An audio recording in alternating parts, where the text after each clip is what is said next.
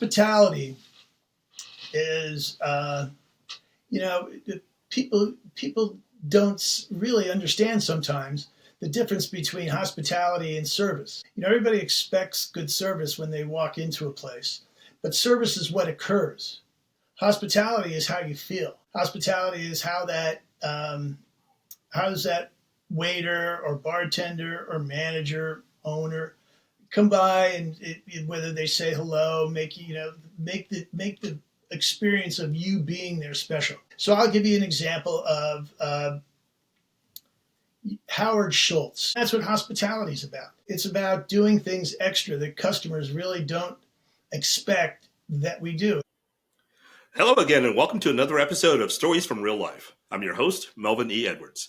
Thank you for joining me for the podcast where personal stories can have a global impact. My guest today is golfer, hospitality expert, and self-described charming guy, Joe Carlucci. Joe, welcome to the show today. Thanks, Mel. Nice to see you. Nice to be on. I appreciate you having me with you today. Self-proclaimed charming guy. Okay. Well, you should talk to me or my wife. Yeah. So you started your career. Good. You got me on that one. You started your career as a concert promoter for Dick Clark Productions, producing over 1,000 concerts with legends like Freddie Mercury, Dolly Parton, and Led Zeppelin. What did you learn from those experiences? Well, it's an interesting thing because it was a prelude to, I did that for a little over 7 years, but it was a prelude to what I wound up doing as a career in the restaurants. And, it was constant change. It was like you could imagine. It was a fun gig. And, when you get an opportunity to meet people that you hear on the radio or see on TV, and you come across a lot of famous people, and it's fun when you gather people and you create something where 60,000 people, 20,000 people, 5,000 people show up to. You sort of get a feeling of everybody's having a good time because of something that we created. And that's fun. But, we didn't create the show. We just created the opportunity for them to perform in front of the people that in our community. And that's a great feeling. So, as far as, being around successful people, because most of them or all of them are very successful, you sort of forgetting that they're putting the fact that they're celebrities aside. You kind of watch them and you learn from them. How do they handle themselves? How do they treat the people around them? What excites them? How do they interact with their audience? Are they appreciative of the fact that people spent their hard-earned money, and hours to go see them? I mean, a lot of those people did. Some didn't, but you kind of learn a lot about your own behavior when you watch more successful people behave themselves. I would say that's one of the things selectively that I got out of it, and so do some of the other people that we worked with. But I would say that. And the other thing when I just started getting into the restaurant business, it was also and this is the business side of it, is how to manage risk, because you're always betting your own money when you're dealing with concerts, and so you have to be very careful and judicious about who you book, how you book them, and then also how to promote them. They're all different levels of businesses you kind of learn within the business, and that's fun for me, and I enjoyed it, and then when even though Dick Clark owned the company, we didn't really have much. My boss, who was Dick Clark's partner, had more interaction with Dick than I did. It wasn't until, we talked to him about 10 times a year, maybe. It wasn't until we were going to do a restaurant together, maybe 10 years later, that I had, time to interact with him more. And, it's really, it sounds fun when you're in the the concert business and you're sitting around a dressing room with a lot of famous people. But at the end of the day, it's really what I enjoyed most was the business side of it. It was listen, I was a kid, I was making $100 a week. I would have paid them $100 a week to go to work for. It was that interesting of a job. And it wasn't just that you met the performers. a lot of people needed to go through you to get tickets. So you met a lot of interesting people in your community, politicians, radio people like yourself, or I don't know. I'm guessing that, part of what you're doing is that, but, you meet interesting people along the way. And again, one of the things that I always watched was how successful people behaved. And, you see some real jerks and some really great people, and you learn both ends of it. And it affects, it affected me about how I treat people. That guy's always going to be more successful than me, and he treated people great. Why can't I? And I see other people, that are in my business or people that I do business with that are complete jerks, have no reason to be. And, you sort of, you get your hairs on the back of your head going when you can spot those people right away. And, so those are the kind of things that I take away from it was, kind of how to behave, you learn a lot about business. And, one of the things that Dick Clark, told me was there's a reason why they call it show business. Half of it's show and half of it's business. If you do one or the other too well, one's going to suffer. So you're always balancing. And you can never lose track of that. And you can never lose track of being too impressed with the people that you're doing business with, because you're there for business. Ultimately we need to make money. And, that was always the thing that, we were doing. And we didn't always, every show didn't always make money. It was very, one of the, part of the things, staying on the show business thing is, when we were, if I was talking to an agent who really wanted us to book one of their artists, and I go, man, that's kind of a loser. No offense. I don't think he's ready for, this market. And mostly we were doing shows in Pittsburgh then. It wasn't until later on we had our own theater outside of New York. But, and they'd say, look, dude, if you want Fleetwood Mac that's going to sell out in 2 seconds, I want you to take this guy. So, well, this guy's going to lose us, $4,000 or $5,000. Going to make it up 2 days later with Fleetwood Mac. All right. It's kind of a, how do you balance business? To me, that was, I learned that, when you talk to, my boss then, he just said, that's the way they are. I mean, you have to accept that you're going to be, I don't know, punished is the wrong word, but you kind of felt that way. When you're, in your early 20s and you're thinking, hey, man, it really doesn't make sense. I don't understand why we're going to lose money and you're selling me something that's going to lose money, but we're supposed to have a relationship of trust. And, eventually you get over it when you understand it, but, it just stuck with me. And, through that time, you learn how to negotiate. And you negotiate, here's a winner or loser at the end of the week. You finish the week ahead. And, you just don't take things personally, which took me a long time to understand that, it looks bad if you bring in a loser. All right, let's talk about golf. I know that's something that you're really passionate about. So what first drew you to the hospitality side of the golf industry? Well, I'm a lifelong golfer, and I've played, I don't know, maybe 200 golf courses, in my lifetime, or traveled around. Just people, when I go to San Antonio or places like that, we'd always play a couple of rounds of golf. And, I found that after we played golf, and these are all good golf courses, we left the golf course and went somewhere down the road to, have lunch or have dinner and have some drinks, settle bets, and do what we do. And I always thought that, it was a losing proposition for a golf course to not pay attention to their clubhouse and lose the experience that you're supposed to have by us being guests. And, so a friend of mine was an asset manager of the PGA Resort in West Palm Beach. And he said, listen, we bought this hotel and we're reconcepting the hospitality. We need somebody like an independent restaurant guy to kind of oversee some of the concepts. So what do we need to do? What don't we need to do? And so, I kind of got a taste of it there because they had 6 or 7 golf courses there. And simultaneously to that, there was another very high profile restaurant down the street from, I'm sorry, golf course down the street from a restaurant that I was involved with. And they were building a 45,000 square foot clubhouse. And somebody showed me the plans for the restaurant.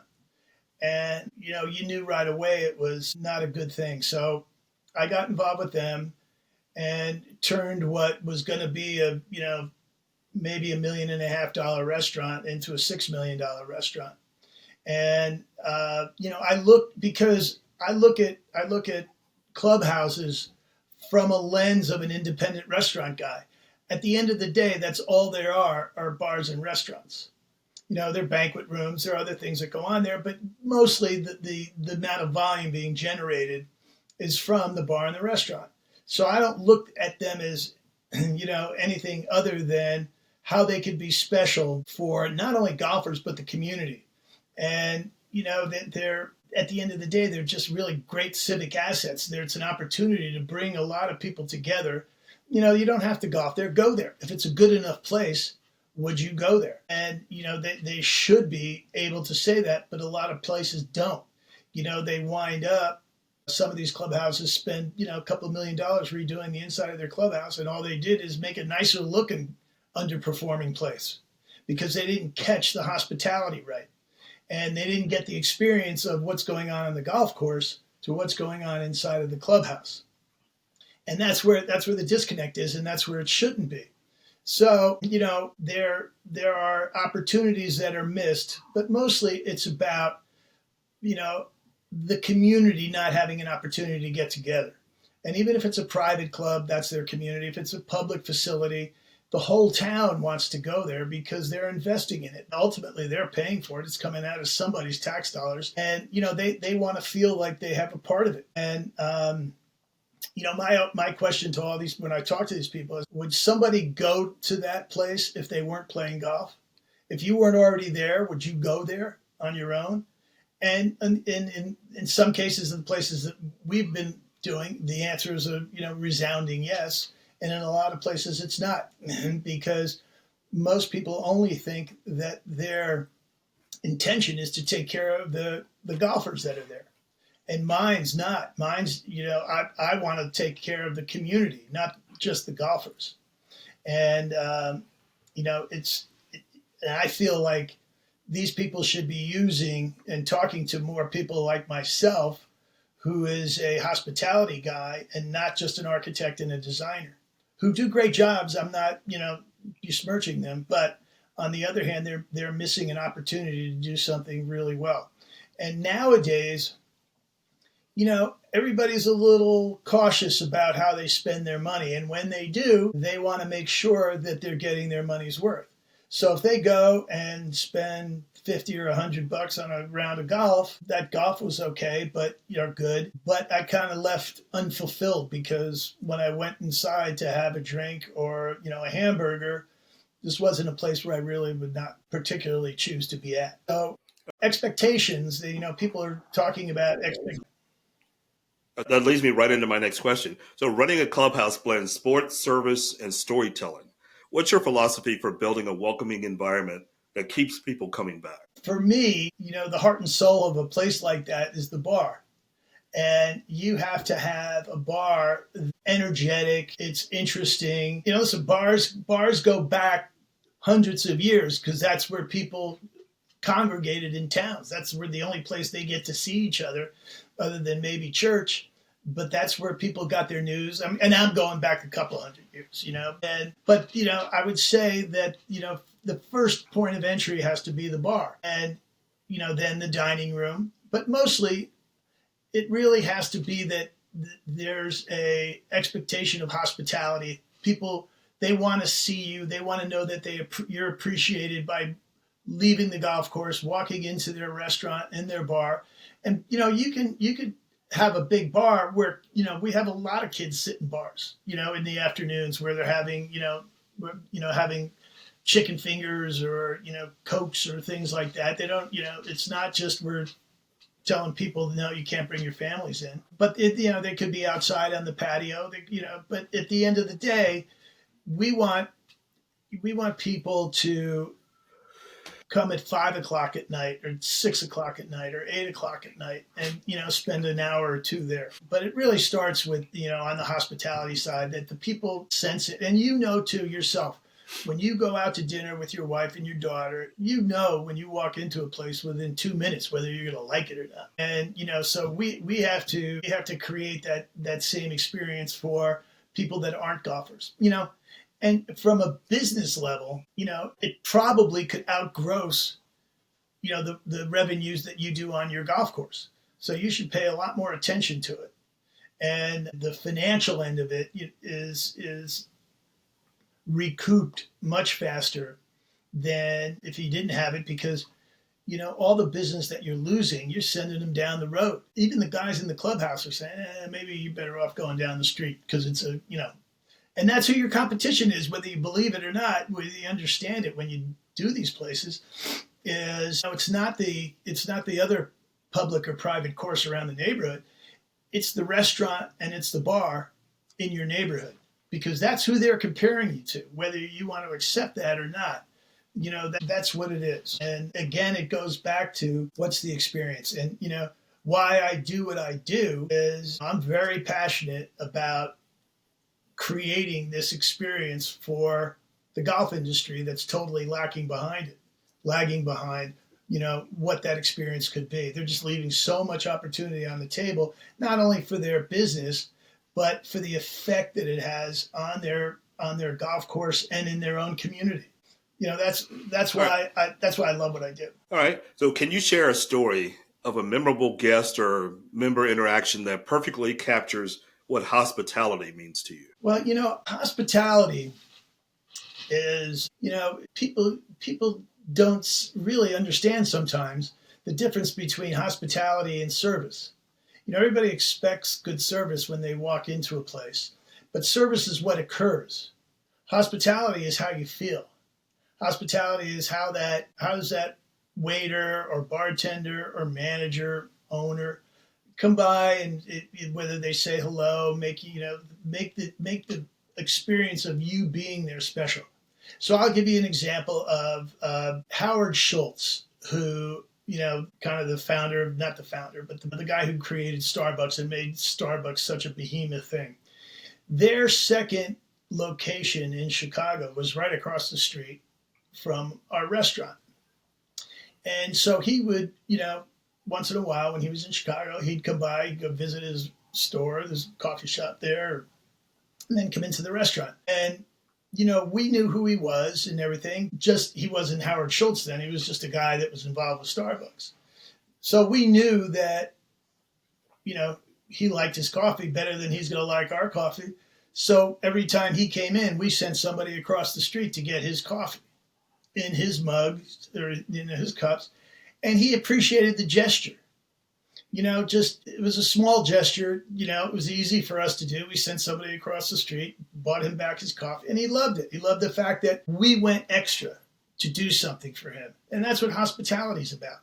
It's about doing things extra that customers really don't expect that we do. And once we pick up, kind of a vibe on how people might want to react. Like there was one place we had where we would take kids into the back where we made pizzas. So the kids would roll out the dough, throw their own stuff on top. They create their own thing and we allow them to put it in the oven and then send them back and they'd eat their own pizza. They loved it. That's hospitality. They could have ordered a pizza and shared it with their brother and sister, but the fact that they made it, the parents appreciated it, the kids appreciated it. It's just, again, doing a little bit extra. It's not about the service, it's about the hospitality. And the hospitality is about the feeling, not what else goes on there. And it's hard to do. A lot of people don't get it. They think it's enough to have food and service. Certainly very, very important. But hospitality, that's the reason why the company is called Chicago Carlucci Hospitality Group.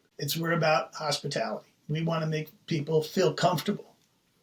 And one time somebody came in and said, I love coming to this place. It makes me feel at home, like I'm at home here. And I said, well, if we make you feel at home, dude, we made $1 million mistake. We're supposed to give you a reason to get out of your house and come visit us. So it's, but it's all banter and it's all It's doing unexpected, appreciative things that people don't get. But mostly, hospitality is about appreciation more than it is about anything else. All right, the dining experience is often the heart of a clubhouse. What separates a good meal from a great one? Good question. That's sort of in the eye of the beholder. It's not, if you ask, you talk amongst your friend, if you ask them what makes a good restaurant, food is never the first thing that comes out of their mouth. So, you would think you're baiting me for the obvious answer, which is, great food. Oh, I have a great chef. It's not. It's really about the experience. It makes you, nowadays, when I first started in this business, maybe 30% of new restaurants were any good. Now, if 10 restaurants open, 3 would be good, 2 would be okay, and 5 would be lousy. Now, if 10 restaurants open, 9 are really good and 1's just good. It's a very competitive market. So what really makes a good meal great is things that are unexpected as part of the meal. What's the assuming that the food's going to be good, what's your presentation like? What makes the atmosphere interesting to be in? What are the energy levels? How's the food? How's the noise level? How are the uniforms for the waiters? How do people look around you? It's all part of, going back to what I did before. It's all part of putting on a show. And every day is a new show, new audience. And that's what it's. You don't walk out of a place thinking, oh, that was great food. You walk out of that place saying, we had a great time. So that's really and food is, don't get me wrong, I'm not putting it in the unimportant category, but it's really what's the experience inside that restaurant, assuming that the food's good. You have a fun wine glass. You ordered a martini, and the martini comes out in a really cool glass. It's shaking at the table. Whatever the theatrics are, whatever you do that's different, that makes them appreciate what's going on. So how do you balance tradition and with innovation when you're updating your menus, events, and the overall restaurant experience? Well, innovation's an interesting word, because I think that when you talk about innovation, I'm not sure what that means to a customer. Is innovation something like, I've had food that I've never had before, presented like it's never been before? What's the excitement factor? So I don't know that you necessarily have to be like innovative, because people, when they spend their money, aren't looking for innovation. They're looking for, in a way, how am I going to spend $100 that it's going to be predictable? Now, innovation could come from, in my case, it's Italian food mostly. Presentation could be things that you could watch people making the dough or making the pizza, the dough that they're going to have. We have, one of our signature items is we would bring a big wheel of Parmesan cheese to a table. And if you ordered that particular dish, we'd toss the linguine at the table and, put on a show and doing all the theatrics of what you ordered. Man, that's right. If you could bring the kitchen out into the dining room or the bar out into the dining room, people love that.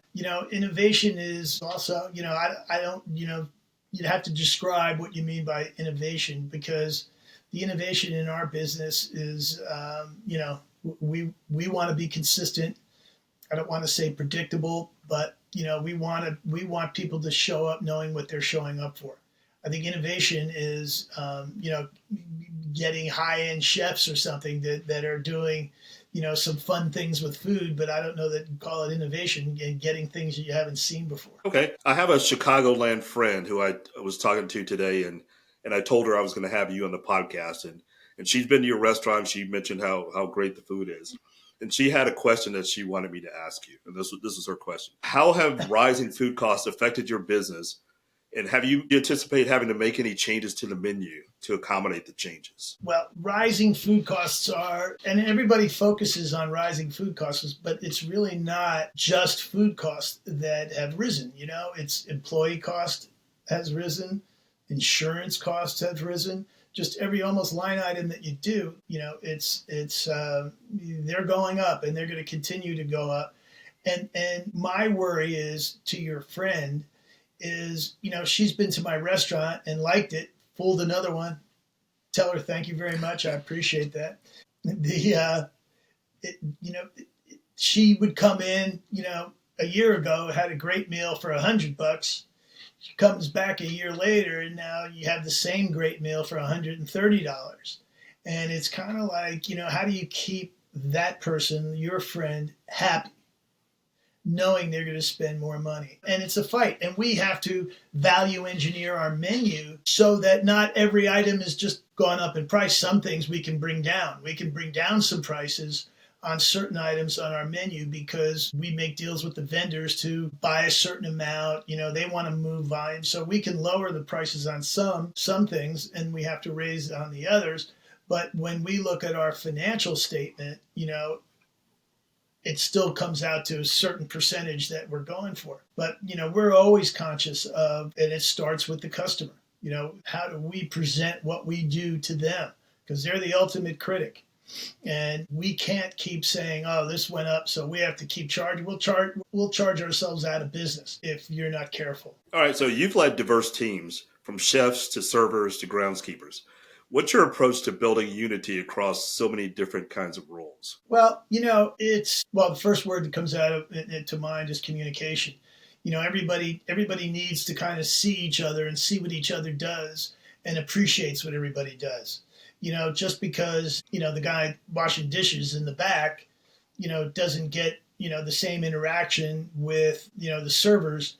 We have to make sure that the servers really appreciate what these guys in the back do. And the guys in the back have to appreciate what the servers are doing for them, because we're all together and we're all marching in this, in the same order so that we become successful for each other. And the big thing is, how do we bring people that really don't know each other except for, 3 or 4 hours a day together and spend a little time together. And, it's just, I think they don't have to know each other, but I think they have to appreciate each other. And that starts, mostly with me, because that's the way I am, then the way I am,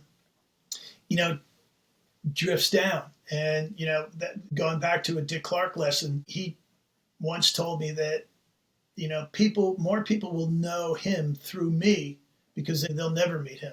So if they think you're a jerk, they're going to think he's a bigger jerk for hiring me. And, and the same thing. And he gave me an example. He said, if a road manager that you're dealing with is a jerk, I have another name for it, but you told me not to swear on your podcast. And he said, if the road manager's a jerk, when you walk in to meet the band, they're bigger jerks. And that was like 100% the case. So when you take on the responsibility of owning a business and bringing people along with you to, make that business successful, again, I keep using the word appreciation. You have to show them that you appreciate what they do. It doesn't mean you can't be not hard on them, but, kind of, here are the rules, stick by them. We're all going to be good. I'm not going to micromanage you. I have there are too many other things that make this business work, for me to spend too much time with any one person. But everybody has to kind of get along and appreciate. You don't have to like everybody, but you can't dislike anybody, because that doesn't work at all. And it's kind of, you could almost feel it when you talk to somebody about whether they're going to be a good fit for what you're about and not. And you've come across that when, people that have hired you and people that have worked with you, I don't know if, I want to do what I do for them, and it's mostly like, if I hire somebody that I know is only in it for the money, I know they're only going to be temporary, but and I'll pay them. But if I hire somebody that is in it for everybody else, they want to make everybody else successful and them too, this is going to work out better. Because the difference between somebody who just wants to be a boss versus somebody who wants to be a boss to be successful at what they do. Okay, so let's go back into the golf arena and clubhouses in particular. So you talked about having played roughly 200 golf courses. What has been the most memorable clubhouse experience that you've had? That's a good question. The one that sticks out. I don't know if there's necessarily one. The ones that stick out are always the ones that are busiest, and that have the good ones have had excitement going on in their facility. So I wouldn't say that there's one particular place. And it's just that you know that the whole day was good, that we finished or started the day off well. And, these people got the hospitality side of it really, really well. And, the food was good, the bar was good, service was good, atmosphere. The atmosphere is a big thing. People need to understand, especially the designers, that there's a difference between when you create a bar, there's a difference between a place to get a drink and a place you want to go get a drink. And there are just all kinds of little tidbits along that way. But, experience in a clubhouse, probably involve an after a golf outing, stories, and not stories, but just, again, giving you reasons to stick around. And they not necessarily are they the nicer places and the more upscale places. Some of the ones that are, decent, okay, muni courses, but you know what? They have a fun place. They have a fun staff. They have a group of people that, they're there. They understand the hospitality side. They might not have spent $2 million building out their bar, but what they did have was, a good place to, I don't want to call it a dive bar, but, a good enough bar to want to hang around there because the people were fun, the drinks were fun, and you could tell they knew how to run a bar. And, food doesn't have to be interesting, just has to be good because nobody's going to a golf course to do a culinary dive, around town. They're not looking for who's the hot chef behind this kitchen. Food really has to be good and has to be consistent and has to be interesting to look at. But nobody's going there for what your word is, innovation. So let's talk about comfort food. So what is a comforting meal to you? Maybe something that reminds you of your childhood, one of your favorites. Well, you know, because I'm Italian, I'm going right to spaghetti and meatballs. Okay, and there's the stuff we grew up with. My mother's recipe was amazing, and it was like something that when now we had 9 kids in our family, so we had a big table, and when it's funny.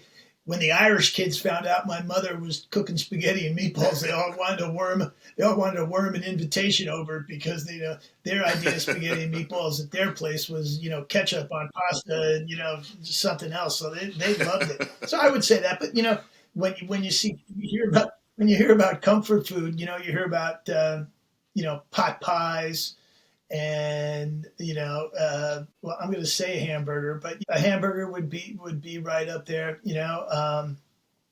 Things that evoke what you grew up with. And nowadays, so talking about, I went to a place that had a really great pot pie, but it had a big thing of bone marrow in the middle of the pie, and it was great. There's somebody paying attention to something unique.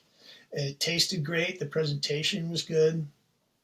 But it's really about what makes you feel good. Mashed potatoes, peas, corn, just basic stuff. Macaroni and cheese. What else? Meatloaf. Those are the kind of things that. Yep, there you go. Comfort. That's what I was thinking about. Being from Texas, I was thinking of meatloaf and mashed potatoes. Oh yeah, no, I mean, that's great. I mean, all those things, and and I'm sure that you have your particular favorites about what your mother made for your family, and hanging out with your brothers, and what you were switching for. Like my brother hated peas, but he liked corn. I liked peas. I didn't like corn, so we'd be switching back and forth. Things like that always bring you back to where you were. I really appreciate the fact that my wife has gotten my mother's recipe and actually made it just a little bit better than hers, and it's very, very good and most appreciated when you get it. You never get tired of it. Those are your favorite foods. If I had one last meal, it'd be spaghetti and meatballs. Some guys would say, "Oh, I want a big steak." I go, "Nah, that's not comfort food. That's something else." Where your soul is in food. I'm very lucky that I had, kind of 2 careers with things that are, popular with great common denominators amongst people, food and music. If you and I had never met, which we haven't yet, but if you and I were standing next to each other at a bar, started talking, if I say, "What's your favorite song?" Boom, you have a conversation to start with. if I say to you, what's your favorite food? You're going to that. Okay, there's two things we could talk about. We don't have to, spend an hour trying to figure out, what do you do? What is this? What is that? You get the polite stuff. Let's get right to it, man. What do you like? And then, most people love to talk about things that they like. Food and music. That's a good conversation starters. Food and music. Yeah, they are. They really are. And, All right, so listen, you talk to so many people, you have to figure out how to break that ice right away. So you're much better at it than I am, and it's just, that's how I start. If I find that, I have somebody that I'm stuck next to that's boring as hell, I don't know where this goes. Hey, what's your favorite song? And then it goes from there. It just goes on. And that's all you talk about why it is, what happened, whether you're making out in the backseat of the car to the song. There's always a story behind the song. It's not just that it's your favorite song. It's something happened with that song. So that's, that's always a good thing. Yeah, that's 100% correct. Because I listen to this station on iHeart that has Casey Kasem's top 40 from the 70s and 80s. So the years I was growing up. Right. And so you hear a song and you can automatically put yourself back in that situation when that song became meaningful to you. So those are kind of living memories that we all want to capture for as long as possible. All right, I just have a couple questions left as we start to wind down the conversation. So you talked about a last meal of your mom's spaghetti and meatballs. So let's say we don't want to make it morbid. So not a last meal, but just a celebratory meal. Excuse me. And you're having 3 people from any era in your restaurant with a big dish of your mom's spaghetti and meatballs. Which 3 people are you inviting to that dinner? Wow. That's a tough question. One would be Mickey Mantle because he was my childhood hero growing up. Another would be a guy named Armand Hammer, who was kind of an industrialist kind of character. Let's say, who would the third person be? I don't know why this name comes into my head, but Dolly Parton. I'm pointing to me, so I'm pointing to me, so you can bring me over for some spaghetti. I would love that. Well, Mel, you're the fourth. You're the guider of the conversation. You start with them. Yeah, I'd love to have dinner with you, Mel, but you gotta wear your cowboy hat, dude. It's just like I was looking forward to seeing the cowboy hat when I can wear the cowboy. If wearing the cowboy hat gets me some old fashioned spaghetti and meatballs, that is not an inconvenience. That would be a privilege. All right, so last question here. When you look back at your career, what legacy do you hope to leave in the world of hospitality and golf club leadership? Well, let's take the hospitality side first. I want to leave a legacy that I had a bunch of chefs and managers that went ahead and opened up their own restaurants, and they took the same spirit of hospitality with them. And, the spirit of hospitality learned a lesson about how to take care of people, helping people, being part of your community, being any business that's in a neighborhood is a neighborhood business, no matter how busy it is. And, I want to make sure that, there's a legacy with the people that I was involved with, and people who know and who know my restaurants know that I had a brand or have a brand that says it's quality.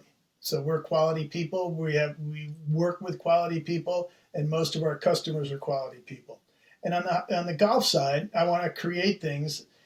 All the things that we do create are going to be around for 25 years. So it's not like, this restaurant or this clubhouse.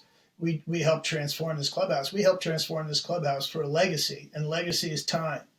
And I want to make sure that whenever we get involved with something, we leave it for a long time to come. All right. That's a perfect way to wind up this episode.